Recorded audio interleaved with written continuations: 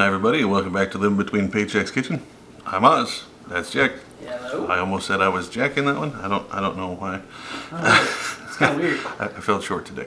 So today we're going to do one. We've seen it around everywhere. It's kind of an experimental thing, so we're going to try to do it and then show you how to do it. We're going to make pancake covered bacon, or pancakes with bacon in them. I don't know. Let's get into it. Bacon infused pancakes. Yeah, that'd be like mixed in. Gross. So super easy. Again, we're getting into our canned mix. We're gonna need a little oil. And 3/4 cup of water, 1 egg, and then bacon. You're gonna have to have bacon. We're gonna cut this in half, so it's gonna look like a lot more. So get your bacon out. Now, our skillet isn't big enough to hold these, so we're gonna go ahead and cut them down. So just cut them right down the middle. See? I didn't hurt myself, and I only used the knife once. I'm doing good. Excellent cutting skills. This time. So get this. I only put it at medium, trying to get it to start. And then bacon. Just lay it all out here. So if you don't know how to cook bacon, you can see the last two episodes we did cook bacon. I always separate them. I've seen people that just throw them in like chunk style, but it's like the top and the bottom get cooked. Yeah. Yeah, I separate them myself. All right, now this is 1.5 cups of the mix, 3/4 cup of water, 1 egg, and 3 tablespoons of the oil. Again, same exact recipe. Same recipe. That's it. Now, this made a little more than we needed for the amount of bacon we had, so we ended up with 2 extra pancakes afterwards. And then a bunch of mini pancakes, right? Yeah. So you can just whisk it down the same as you whisk anything else. Use your fork to kind of mix it together. Then take that wire whip and mix it all in there. Be sure to grind it off the sides so it doesn't stick in there. I've never heard it called a wire whip until I didn't either until I read it on the instructions. That's a whisk. Yeah. Now, again, pull this out and check it. See if there's lumps and stuff stuck in between the wires. If there is, keep going. If not, you're good. Back to the bacon. Yeah, it was you can find some of these little tong things with spatulas on them. These are the greatest things ever. I want to get these and give them for Christmas gifts. Yeah, those are super useful. And they're like super small, so they're not all awkward and whatever. They're perfect for whatever, because I'm always just sticking my hand in there and burning the crud out of myself. Yeah. Bacon, again, just be sure to flip it. You know, like it's almost done for me, but everybody else wants it. A little bit more. Whenever Patreons are like, yeah, it sickens me when I see you making that stuff. It makes my stomach turn because you don't cook it enough. I'm like, no, see, I want it to wiggle.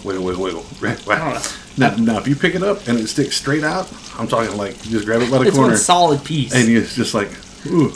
Now, it's how you want to make it, right? I don't want you to know you're wrong. I just want you to be wrong. Like, now this is a little more. The piece on the bottom is a little done. Yeah. Well, that's just brown on one side. The edges are kind of crunchy, crispy, whatever, but it's not like full-on burnt like everybody always talks about. Like when you bite into it, it shards. Oh, it just explodes. That's burnt. So get your bacon, lay it as flat as possible because bacon just doesn't like being flat. Yeah. Kind of like my stomach. It just doesn't work. It's probably because of bacon. And then, now, if you got just the bowl, just kind of pour it as much as you can, just right on the top of it. Now, it's going to seal up on top and not on the bottom. But that's just what you get with making this one.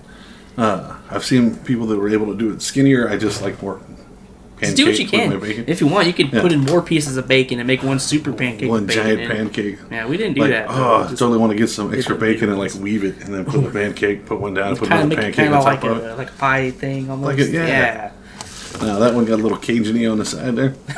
one side's a little. But I actually dated a girl who wouldn't eat any kind of pancakes or whatever until it was all brown like that. That side came out perfect. Like, don't have it if you got that fear of holes or whatever. Yeah, trypophobia. Now, to do this one, we're going to try to do a little something different here. Now, we put the rest of the mix into the measuring cup because it's got a spout. And a spout makes the pour so much easier and a lot less messy, right? And you just took it really soft and gently just put it on. Now, that big lump on the end where it's round, it's got to be like fight with that. But you can take them tongs and kind of mash it down a little bit. But I think we did it off camera, the mashing down. Yeah, we did. Well, that was flipped over, but yeah.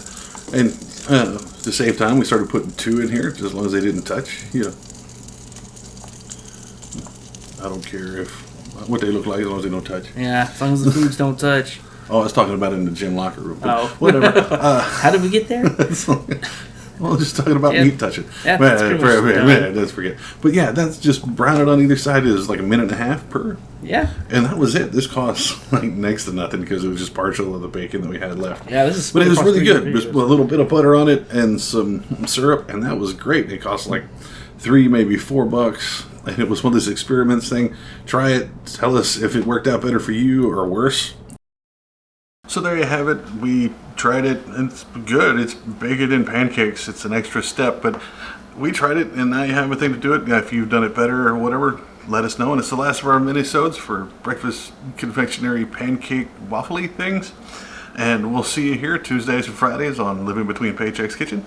You can find us on Facebook at Living Between Paychecks Kitchen there. 2 kitchens on that one. It's our Instagram that's only Living Between, and Pinterest is Living Between Paychecks as well.